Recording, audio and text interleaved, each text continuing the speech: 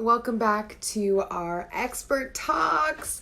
I'm really excited for today. It's going to be a super fun one. If you're watching this in post, just fast forward a teeny little bit. We're going to wait a second so that everybody can come in and hang out with us. I'm in a different spot today. I know the background looks a little different. If you've never been here before, my name's Anisha.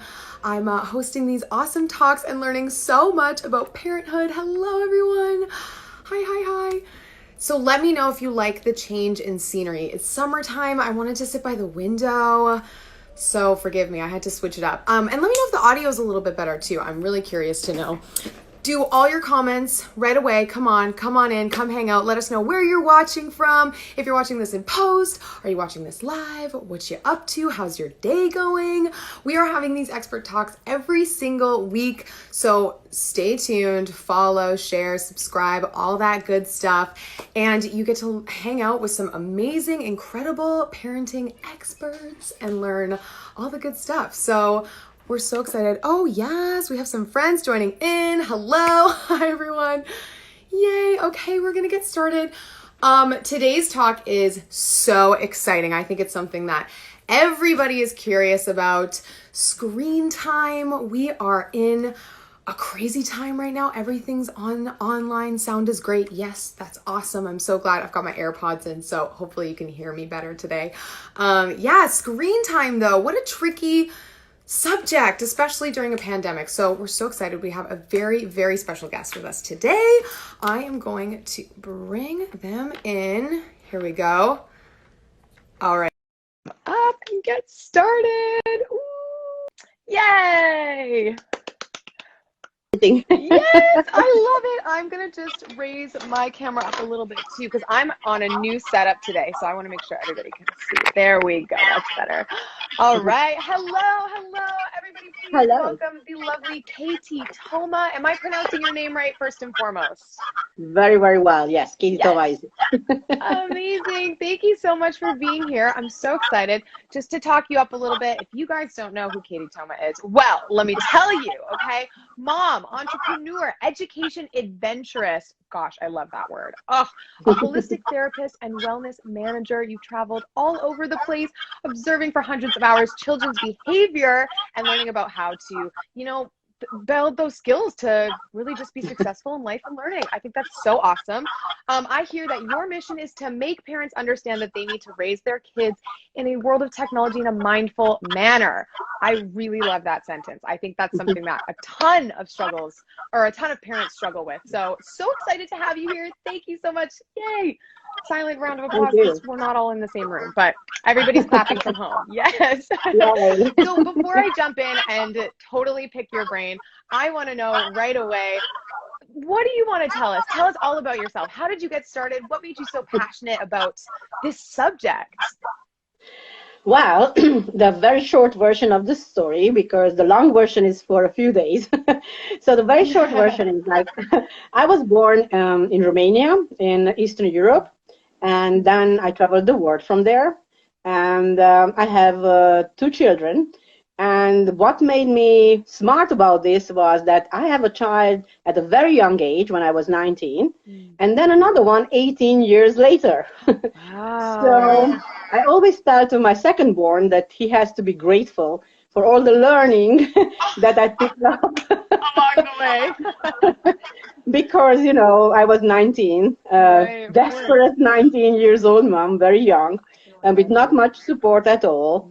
In a country where it was not much where you could, reach out to like literacy. There was one book, the Bible of all parents, that we were just trying to consciously, follow every single day what it was in that book, and that was all. And then we were looking to our child if it's still alive, if they still breathe, and things like this. That was very basic, very basic. And this was before the technology boom. It was a quiet world.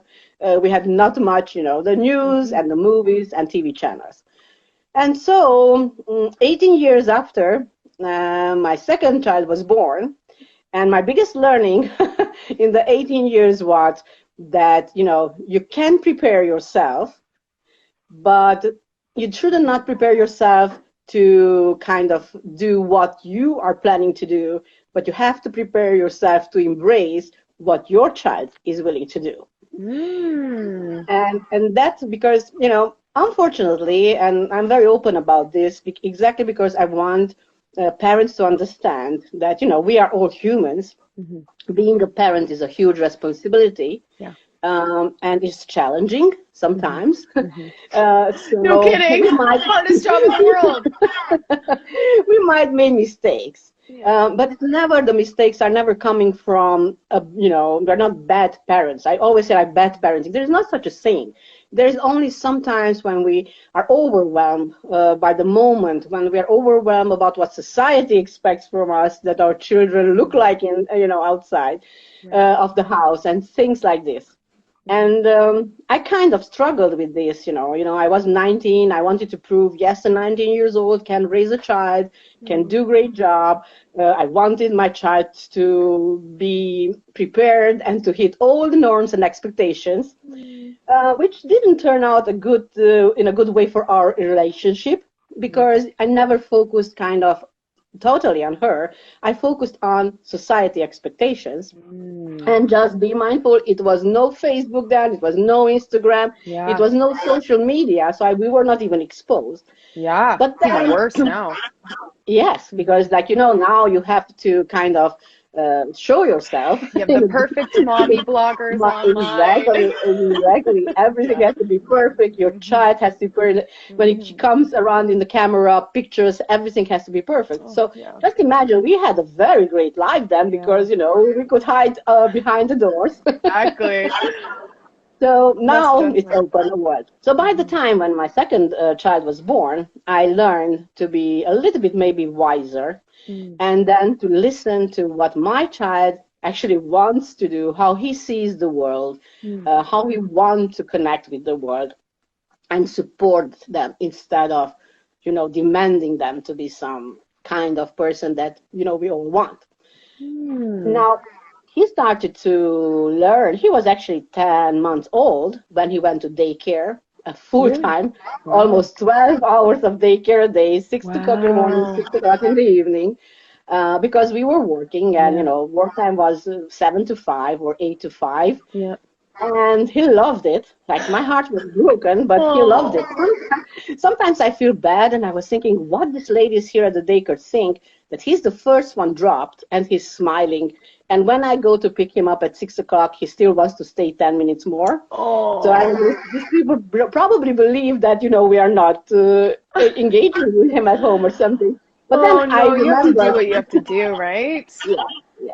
And he loved every moment. And then I learned that it's not about the amount of time we spend with our children, it's the quality of the time. I love that. Key difference. Very big difference, because, you know, I had actually people telling me, you're so heartless, you are really old to have another child. I was 38 when he was born. Well, on that day, they considered us very old moms. Wow, that's wild. Like, way behind. So it was like, okay, so you will not spend, you will not be there at his first word, at his first step, you know, the usual. But I was there, even though. And I know that it was quality time, because our relationship developed very well. So he was a very free-minded, free spirit, because we allowed them to grow into the person that he wants to be. And naturally, all children are born to be something very special, kind. You know, I always say, kids don't born bad criminals or hysterical or anything. Kids just born to this world with whole love. You never see a baby looking at his mom and saying, "Oh, you're ugly." I think it's something. They respect and love everybody around, and then it's our choice to guide them towards the person they need to become. And this is the challenge, to stay out of the way, but to be there all times. Wow, so inspiring, and I think so relatable for a lot of parents, especially now with the additional struggle of not only having a parent, but having a parent all the time, being stuck at home and having online school and all this craziness. And I think a lot of parents really strive to have this screen-free childhood because we grew up like that and we think that that's better for our kids. But, you know, something I've noticed is that it seems like, you know, it's not about, for what you're teaching is that it's not about taking all of that away. It's about just kind of growing with your children and adapting and evolving together, which I think is really cool and very beautiful. A very nice way of looking at it. It brings me to a really specific question because I want to hear how to survive, or not me technically, but our parents want to hear how to survive this crazy pandemic and all the screen time. I want to know, screen time, how much is it okay for babies? What's a age that's okay, not okay? I kind of want to hear your thoughts on that. Well, you know, we are all different, Mm-hmm. and all babies are different. Now, we have in our mind, this craziness of not too much screen time. Mm-hmm. Some people say no screen time until they're 4. Right. Some people say no screen time until they're 7. Mm-hmm. And then, while we are telling this to ourselves and to our kids, we have most of the time our phone in our hands. It's like, you know, I always say it's ridiculous to talk about no screen time when your child sees you with your eyes on the screen all the time. And, you know, kids will be inspired by how you behave. They will actually mirror your behavior. And this screen time is the same. If a parent or a child sees their parent all the time walking around with a phone or watching the TV, guess what they will learn? Right. They will learn that this is normal because mom is doing it and mom is the best and that is awesome. So probably that's the right way to do it. Right. And the interesting thing is that, you know, we had this like, you know, hit of technology like after the 2000 year and like the mobile devices like 2010. Right. And 11 years later, we are still trying to implement things which were before 2000, you know, and then the kids get confused, we get stressed and frustrated. Why all we have to do is to understand that this is part of our life. This is the 4th dimension. These children were born with a brain towards the 4th dimension in a world of complex information, which the information is like, you know, a highway. So how we will adapt? So I always say, you know, you would never put your child, would you, outside on a highway, on the side of the road without telling him that there are actually cars coming and you can get hit, without actually out demonstrating them what happens if you do things wrong. So why should we give devices to the kids? Or why should we not think about how to talk to these kids for whom the fact that this mobile phone exists is absolutely normal? Because that's where they were born. They open their eyes and, oh no, they are born. What happens next? Daddy takes a picture and posts it on Facebook. Seriously? They're exposed to it so early. Yeah, you may as well teach them. Well, they're exposed in, you know, because most of people now share their echography pictures when the baby is like only in the tummy, and they already are exposed to the world. Before they're even in the tummy. Please accept, this is our boarding for technology. Right, yeah. Okay.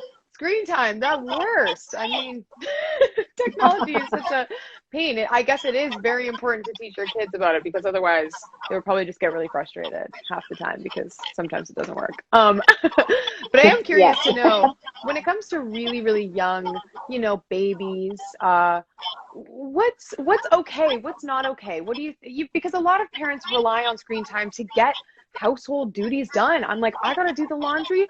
You're gonna watch Cocomelon or Paw Patrol and you're gonna sit there and you're gonna like it, and I'm gonna do the laundry because it's the only thing that distracts you. How do you feel about stuff like that? Do you think limiting it, being cautious around it, kind of, you know, to kids who maybe don't really understand just yet? They're just too young. First of all, where we have to start, and when I think it's the biggest mistake what we do, is we use the phone and devices like an educational tool. We use them to threaten them or to reward them. You know, we reward them by giving and handing them the phone or allowing them to watch TV. And then suddenly we remember, oh my God, he's sitting there from 2 hours, and grab it out from their hands or taking the remote control over. And then poor kids, they're sitting there and they're like, what just happened? So what they learn is that, okay, next time when I got this phone, I better be quick because mom just can't change her mind. So actually, and then when they're good, we reward them. Or when we need to have a little bit of silence, they will learn very fast that this is the way, which we will bribe them. So we should never use this like bribing, rewarding, or any kind of education. Right. Like this should be for us and for them. It would be the open door to teach them that actually you hold in your hand the whole world, the whole knowledge. Everything is there, and how to access it and how to benefit. And one of the main important things is the time. This is, again, like spending all day on a screen. It's not suitable and it's not healthy for anyone. Yeah. But spending quality time with your child on the screen, you sit down for 10 minutes, 20 minutes, you watch together, you demonstrate to them that you have to watch things, to pay attention, to listen, and then talking with them about what we just saw when it's a later age. But when they are babies, just by simply spending a little bit of time watching funny things, listening to music, but they always have to see that this is a controlled time by myself, the parent. So I put it away, and then I connect with you. So that movement, we take it, we watch it together, then we put it away, and it doesn't necessarily has to be all time. That is the first learning, that they learn that this tool is very, very cool tool, but we have to control it and not allow this tool to control us. Right. Oh, very nice. I love that. And then, of course, how do we behave with our technology around kids? Because once again, they will mirror it. So when a parent comes and the child says some unhealthy words, and the parent is like, no, I don't know where they take it from. I'm like, oh, well, I know. Because they are mirroring us. They are mirroring, and they actually, subconsciously, make a full set of behaviors, which, as much as we don't like it, when they are misbehaving, it's us. It's us. And, they will go later to school, where the teacher will know exactly what happened at home. Yeah. As we parents, we will see what the teachers behave at school, because the kids coming home will do the same. That is so true. Not making this tool, it's very, very important. Don't bribe them. Don't bribe them, and don't reward them with technology. Spend quality time with them and show them that this is something that is part of their life and we can control it. I love that. Such a great answer. We have some awesome questions in the comments too. So one quick question: what is better for a kid to do on a tablet or phone? There's so many games and activities. Is it okay to let them play, or do we need to keep the tangible offline games? Yeah, well, that's again the education part of it. So if we play games, we should show them that, before we start playing games, maybe we should listen or watch a video how the game has to be played. Right. And then play them when we already know, because that will avoid what so many kids suffer today, unfortunately. They just swipe, and have no focus, no attention. Right. And most of it is because, they just swipe like crazy, but they never pay attention. They do not know how to engage actually with online. That was, the biggest misfall of this pandemic, when they went online with the schools. The kids saw the teacher, but didn't know how to listen to through the screen. And this is something that we have to develop, all of us, because technology will not go away.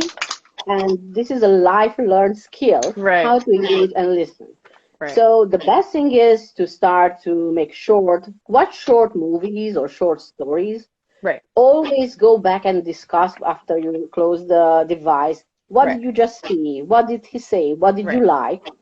And then extending this time by trust. So you can say, okay, now I trust you, so you can watch by yourself. And then explain why shouldn't you go away from YouTube to other channels. Demonstrate that if you open other windows, you might get in trouble, or viruses. Maybe it sounds that the kids will not understand, but trust me, they will know. They will get it. See that you explain. Yes. And then you say, always the word, I trust you. Because, like I wrote in my book, there is nothing that, you can put parenting control things. These kids will hack it like in the next 5 minutes. Right. They will find a way. You have to be trust. And this, nobody can break it unless the two sides. Exactly. But then there'll be the consequences. Right. And if kids feel that you trust them, that they're trustable, and you give them this trust, they will be aware. And they will not try to adventure in unknown YouTube channels. Right. So you're basically saying establishing this understanding will allow you to then in the future be like, okay, yeah, you can watch this for a bit because I trust you and I can go do my thing. I really like that. That's a beautiful way of looking at it. Trust, so important. I have so many great questions in the chat too, so I'm going to keep throwing them at you. I've got a couple basically age-specific questions. So I know you've talked a little bit about really establishing the conversation and understanding, but is there also some more concrete, kind of just yes or no age-specific answers? Like we've got one that says, when is it okay to buy a phone for my kid? And what do you think about exposing screen time to, a 6-month-old baby plus? Tangible answers about ages and development. Is there anything that parents should be aware of when kind of introducing technology to their families? Yes, well, technology is all around us. Like mostly everyone has a mobile phone. So in the house, in every household, there must be one, if not two. Right. Then it's a tablet, then it's a computer. Right. So where do we want to hide? We cannot hide from all this. Right. Again, what we can demonstrate is the way how we use it. So, for example, a 6-month-old baby probably will love lullabies, and they fall asleep very well with technology. Maybe you can show them for a few minutes, just to adjust their brain towards how this screen works. It's quite an overload, right, for a baby? Just a little bit, because then they are not developing this crazy curiosity. They will understand it is something normal. They grow into it. Right. And they, because if anything which is forbidden, it's sweet and we want it. Yeah. And once they put their hands on it, then it's unstoppable. And if we react with fear and anger, that will bring to a long-term, many hours of tantrums and tears. Yeah. And then little by little, you control the time in the way that, you watch together a little bit, then you play together a little bit, and you always pause it between that. Right. Now, what is the best age to buy your child a phone is the age when you trust them and you really think about, do we need it? If you're away from your child all day, of course you need a phone. You feel much more safer that you can reach out to them or they can reach out to you. But that's also a process of growing into it. Why do we need this? We don't need this because, we want to show to the neighbors that you have a phone. Right. We need this because we communicate on it. And as we know, teenagers have many channels of communication today. And instead of forbidding them, we better join them from the beginning on that channels. We establish these communication channels together. So, yes, maybe they will say, okay, I'm 12, and I don't want with my mom to be on the same Instagram. But then, you make a joint account somehow to be there for them. Because it's more too dangerous. It's far dangerous to leave them by themselves. But and then if anything happens, I always teach all my kids who I teach now. If anything happens, don't be afraid to ask for help. Shut down that device immediately. Ask for help from an adult, somebody who is near you. Right. So if you kind of set up this kind of it's not rules, much more better like it's agreements. More like a respect, agreements that's what we do. And you, like parent, also follow up on them. It's very important. Right. Like I always say, love can be one part. I can love you, don't really have to love me. The trust must be you and me. Right. And then the same is like when we establish rules, then we ask them to the kids to follow. But when we establish agreement, then we both sides have to follow up the agreement. And then it's up to you to decide, do I need it? So of course, if you're all day home with your child, you don't need a phone until they are, leaving the house. Yeah. Or you can lend them your phone, to have the experience, but it's not a necessary investment. Right. Or maybe just But kind then of temporary, they're out, they have this phone to go to their friend's house. They have to leave it with you at home. Kind of, you can sort of integrate that way. Yes, but all by agreement and explaining to the kids why is this necessary. Not by punishing them or not by telling them, if you will be all year good, then maybe Santi will bring you a phone. No. Oh, no. Yeah, we all know that, or it will bring you a better phone. So no, this never should be used like reward or threaten or or a treat. This is technology that is serving us and we have to control it. I really like the way you talk about using technology, because it seems like using it as a reward or a bribe can just be so dangerous, because then they don't respect how dangerous really a phone and internet can be. You have to be so careful, and being really open and honest establishes a really mutual respect and agreement to ensure that, they can talk to you and be like, look, I went on an app, I don't know how to just help, I think that's really cool. I hope that answers some of our questions that we had in the chat. Marina and Zara Gifts, and we had Fedorko Art. Thanks for your questions, guys. Keep dropping them down below. So many good questions. Such a great topic, too. I mean, especially now, I guess probably kids don't need phones too much at this moment. Nobody's really leaving the house, but in the future, when we're all out and about, yeah, I got my first phone because I was out at the dance studio. So I get that. Amazing. I do have more questions to throw your way. One I'm really curious about, is there any like myths about screen time that really bother you, and when people say like, oh, you shouldn't do this or you have to do this? Any myths you want to bust for us? Yeah, one of the biggest myths is that the big tech companies owners, like, starting from Mark Zuckerberg, Bill Gates, that's mostly circulated in the news or in the media, that they did not allow their kids to have phones and screen times until they were 12. Right. It might be true, but they educated their kids how to use technology. Yeah. Because I would take this occasion and to say that, screen time can be different when you just watch because you don't have nothing else to do, and you just binge watching anything it comes, which is pretty dangerous because it takes your mind out from activities, and with time can actually bring to depression, and for kids to several different brain and behavior issues. Yeah. Or when you spend screen time because you need to learn or you communicate with people. And this is one thing which we have to learn to differentiate, because I call this screen time when you just watch for the sake to watch. And the screen time when you actually use it, it's completely different time. Now, this was my biggest issue when, the lockdown hit and kids start staying at home. Yeah. Everybody until then, including teachers, were like, no more screen time than an hour. And then they expected these kids to sit 8 hours in front of the screen. But that's just, I can't do. I love technology. Yeah. I'm old enough to use it as much as I want. But I can't be 8 hours looking at someone on the screen, and then they say that kids don't learn. So difficult. Very difficult. So, and this changed the conversation about screen time, because all the people, the parents who were against it, was go to your computer, sit down, open your laptop, do your homework, And poor child, who before was like banned from any kind for more than an hour a day, suddenly wake up in the front of a screen, unsupervised, because the teacher cannot see what's on the other side all times. Right. Especially at the beginning, we didn't have screen share for more than one student, and they were just sitting there. Of course, they wandered away on the internet. Why should they? They're at home. Yeah. So let's make a difference.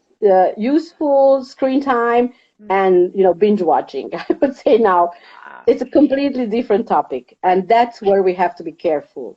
And that's where we have to show example. Because if your child sees you watching Netflix series all Saturday and Sunday, guess what will mirror? Well, no kidding. I mean, how can you really blame anybody for doing exactly as you do, especially someone so young that doesn't have anybody else to mimic? For them we are gods. We are everything. Exactly. So yeah, and they rarely go and watch outside the house because as the first year mostly with their parents, or even if they're in daycare, they come home. It's something that it will be actually imprinted in their mind, the behavior, the wording, the habit. It's really, really, we have to be very mindful and aware what and how we talk in front of our children. Yeah. Oh, that is so true. Yeah, just such great advice. I feel like I'm even learning so much about, my own relationship with screen time. I think it's hard for anybody to understand, like, when we're just mindlessly scrolling or using it to educate ourselves, and checking in on that relationship is so great. I love that. Do you have any tips for some parents that might be kind of struggling with that right now, especially during the pandemic, online learning all day, every day, stuck at home? They're trying to work from home. They've got kids trying to work from home. It's just so stressful. Do you have any tips to help some of our struggling parents out? Well, the best tool to prevent panic and fear is planning. So we Setting are that routine. well over routine. We are well over the first shock. That was last year when we just suddenly wake up, everybody in the same house, closing for several days, weeks, and then months, and believe that 1 year. Just kept going. So, yeah, it was first, I think everybody was like, okay, this will be over soon. But then extending, you kind of have two choices: either to embrace it, either to get defeated by that situation. And you to kind of when you can't help it, what can you do? You can't just not go in an office where there's nobody. You can't send your kids at the school when the school is closed. So let's sit down together like a family and plan this out. And a good planning, a good talking, and it's not this planning shouldn't happen like, okay, so you can open your laptop at this time, you have to do this, you cannot talk, that's not the way to do it. It's like, let's see, in this house, how much we have to spend there for work and school, how we will manage time, well, yes, it's very hard when you work and your child is learning in next room. And I was heartbroken to see that some parents just very angry. And I know they're not bad parents, just the moment the situation made them desperate. So you have to attend the meeting and your child has class. They just close the door on them with a laptop and tell them, come out when it's lunch break. And you're not allowed to come out because mommy needs to work and you cannot come into the screen. But we all know that so many funny things happen about this. Some of the best videos have come out from the pandemic. So whoever has been a really stressed out parent and their kid kind of ruined a big meeting, thank you for the videos because they make the rest of us laugh. And I think for them will be great memories, And it's unique. Nobody can do that at the end of the day. Everybody's struggling. That is so true. But yeah, that's tough. Exactly. And then you plan that, or you plan, if you need to talk to me, signal me, or whatever. So if you prepare all these steps, if you put a plan in and then you say, okay, so we all finish at 4:00, let's after that have to make together a great dinner. We have dinner, and then obviously I wouldn't plan any more screen time. I would go for a walk or play together, because this 8 hours was I was like, especially kindergarten age, to be there for so long time, it was heartbroken for me. And educators could do much more better, hopefully in the future. Right. So, I mean, it's hard on everyone, educators as well. I'm a dancer. I teach dance, and teaching dance online was really tough. I didn't get to connect with my kids, and yeah, I think maybe changing the conversation about how we view screen time could help all of us really look at our approach to it, and really be there for our kids, because this is a tough time for everyone, and they have to deal with this at such a young age, and not understanding why they can't see their friends and go to class and go to school, and we have a responsibility to educate them about that. Yeah, new times call for new measures, new times call for new actions. We cannot live in the past, this thing that we will go back to normal. We have to accept it. No, there is no way back to what we used to call normal. Right. Normal today is that we survive the day, and tomorrow hopefully we'll be still here.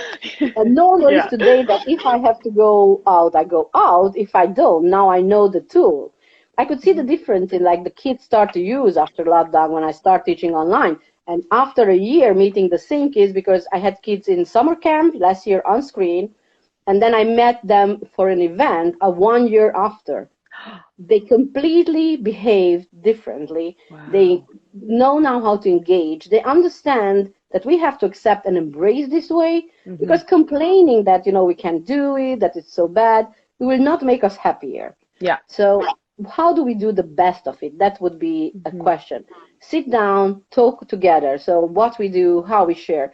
But especially in houses where they have more kids and not enough devices, right? That's or the device they use is not good enough for them for an extracurricular activity. Wi-Fi issues. Yeah, everybody's there, so must be tough. So we can organize this, but we have to change our mindset from, being angry on it into being flexible and use it, because technology makes us life so much better and simpler if we use it and not abuse it. I love that. Let's go slogan. Something I've noticed you've mentioned a few times is kind of the idea of radical acceptance, which is a really common term in some mental health practices. That idea of just like, yeah, it totally sucks, but there's literally nothing we can do about it. So we have to accept, we have to adapt and grow and evolve. And I really appreciate that mindset, because that's just going to help our children and the future generation evolve and grow with us and not be afraid of that change and adaptation. I mean, that's what we're built for. Such great advice. Every single day there is a new device coming out. There's technology improves and makes improvements. I can't even keep up.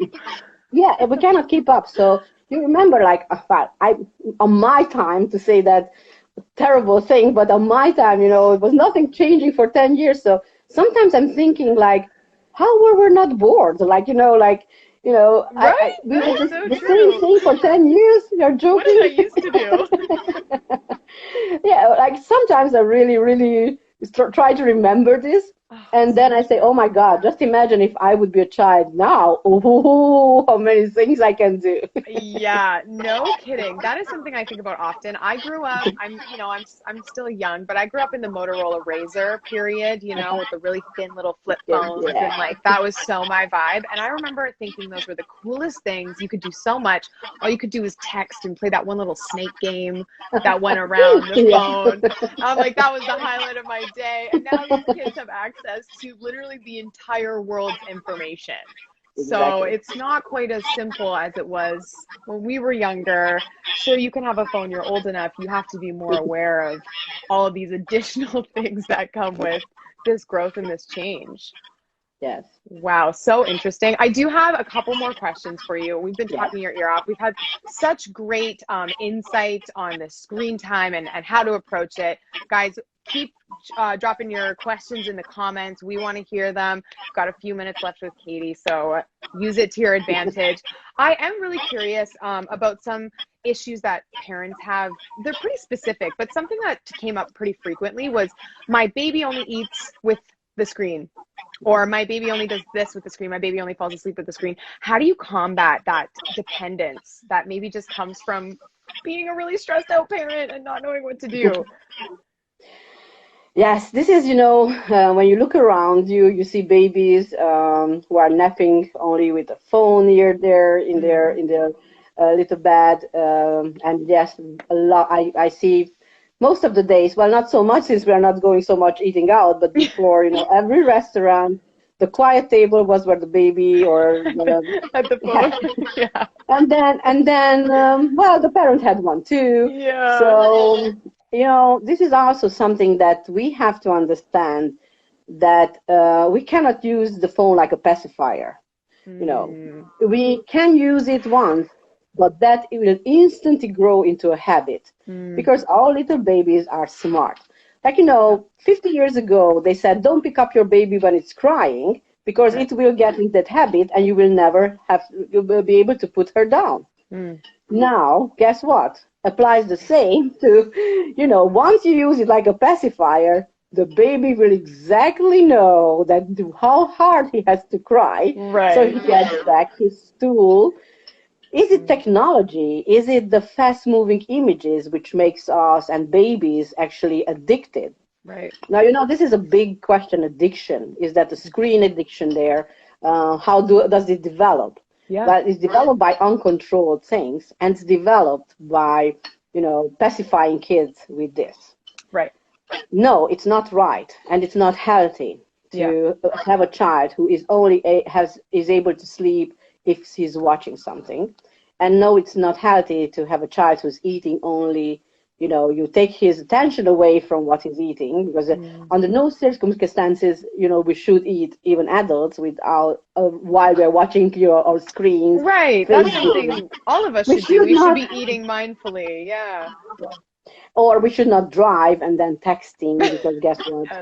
Yes, so, I sometimes at a traffic light, I really want to step out from my car and just knock on a mom's window who has 3 kids in her car and tell her nicely, please don't text. You have your children. It takes 1 second, and it can happen terrible things. We don't understand this until we don't see the other end. And then, of course, when they're baby, we feed them, and then in the meantime, they're watching videos, and then it seems so simple. You have to think about, do I give up a life for a minute? It might be hard today. It might be hard. It might be, but it's, again, modeling, and because they will mirror you the same. So you have to be able to accept. Maybe they don't like some food, then try something else. But never fool them with a screen and while, feeding them with spinach. Right. They will realize either later or sooner that it's spinach. They will not eat spinach, but they will always demand and cry for a device. Right. It's really unhealthy. Right. Now, evening time to put them to sleep with a story, watching on the screen, that has to become also, we watch this, okay? Then we turn it off. Then we discuss what just happened in this story, how cool it was, because usually evening times we should read about positive, inspiring, calming stories. Right. And then, okay, now we close our eyes and we go to sleep. It has to end with you, not with the screen. Right. So I'm curious to know, establishing this relationship is always great, and we want to teach our babies and change our habits. But how do you combat, an already existing dependence? How do you go back and say, okay, I realize my mistakes. Now we got to move forward. Now we got to switch this behavior. We do have a comment here. A similar question. How to stop bribing a baby with the phone? He's always crying and asking for the phone. It already happened. All right. I was tired. I gave him the phone, and now crap. Here I am. What do I do? How do I fix it? Yeah. And then I can understand in a stressful moment, you don't really think. You just want to solve the situation. Yes. So what you will do now that this already formed this habit, I think the best thing is, for example, if you bribe them with the phone, it's when they request, you give them the phone, but then you mindfully sit with them and watch with them together. And after a few minutes, you will say, oh my God, look, I think it would be wonderful if we would now play with the cubes, or, let's go and crawl around the house, something what the baby really like to do with you. Yeah. So you take away the screen, not by like, no, you can't have it. No, you just make a transitioning, you transition into another activity. And then always try, because every baby has something, favorite things to do. You might pick them up, go around with them, talk to them, cuddle, whatever it takes. Whatever it takes that to transition out and not to force them to get out. And then you start to, take it longer. Like if he's eating only watching, then, you can do like, you start feeding them, they start watching.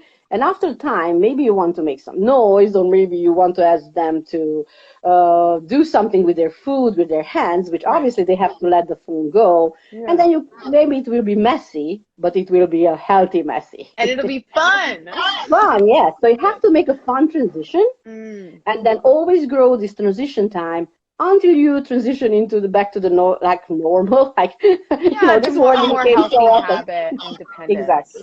Amazing. And never with the force, because forcing you enforcing that habit. Right. So find that fine transition, and it's worth the time investment. No, I'm telling you, it will not work in the first day. It will not work in the first week. But after 21 days of being consciously transitioning, you will be very proud of yourself like a parent. Oh, that's such a great tip. Yeah, we can't just expect them to understand why, and replacing it with healthier habits, more fun. I love that. What a great tip. I have another question. I'm curious to know. This one's actually just my thought. What about before bedtime? Is that okay? Yes, well, is that allowed? Do you know? Because I feel like adults shouldn't look at their phones before bedtime. Yes, well, we know, like, there is a scientific research, and it's proof that, to expose our brain before sleep to too much information and the screen, which is actually, it's like a dopamine to our brain, and it starts working and thinking. Well, it depends what you watch, because, if you watch the relaxation exercise, there are so many apps now which, calm down your mind, close down the thoughts, make you focus, calming noises. We live in a world which is so full of noise. Our brain might need that.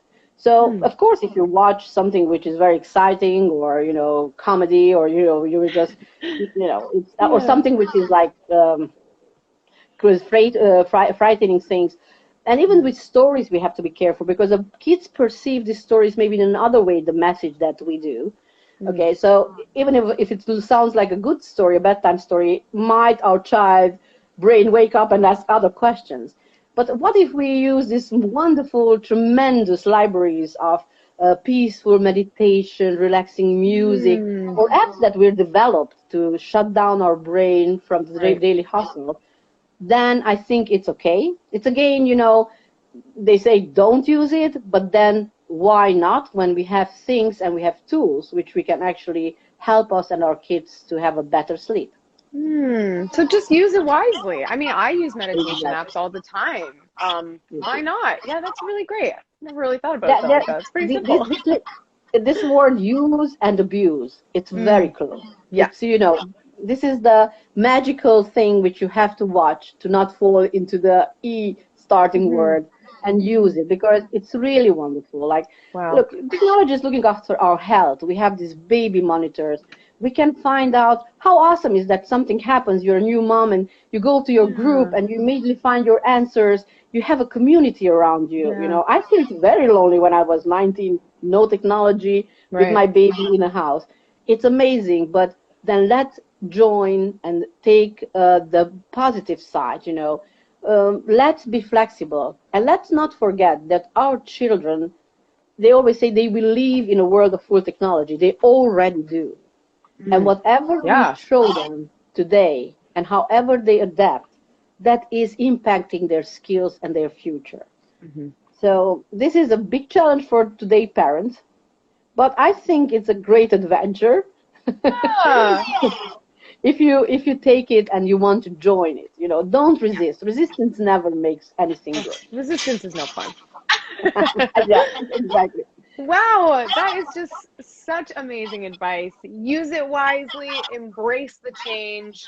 You guys, I learned so much about screen time today. I'm sure you all did too. Shout out to all of you who came to join us. This is just another fabulous chat with the amazing expert. Katie, thank you so much. Please let everyone know where they can find you, follow you online. So our programs for kids is www.smarte.world. That's our website. And then there you have an email. And if you have any questions left, or you struggle, or you try to adapt and change and it's not working, please feel free to email me anytime or to contact me through you guys. I would be happy to come back. It was a great time, and thank you. I love your energy and the way you conduct this talk. It was amazing, and the parents' questions. So thank you, everyone. Yay! And anytime, I'm happy to be there for you, because we are all together in this. I know, right? We gotta lean on each other. Oh, that is just so amazing. Thank you so much, Katie. Thank you all. We'll put all of your information in the live, and you can watch this in post. Thank you guys so much. We will see you all next week. Bye. Thank you. Bye. Thank you. Bye, everyone. Bye-bye. Bye.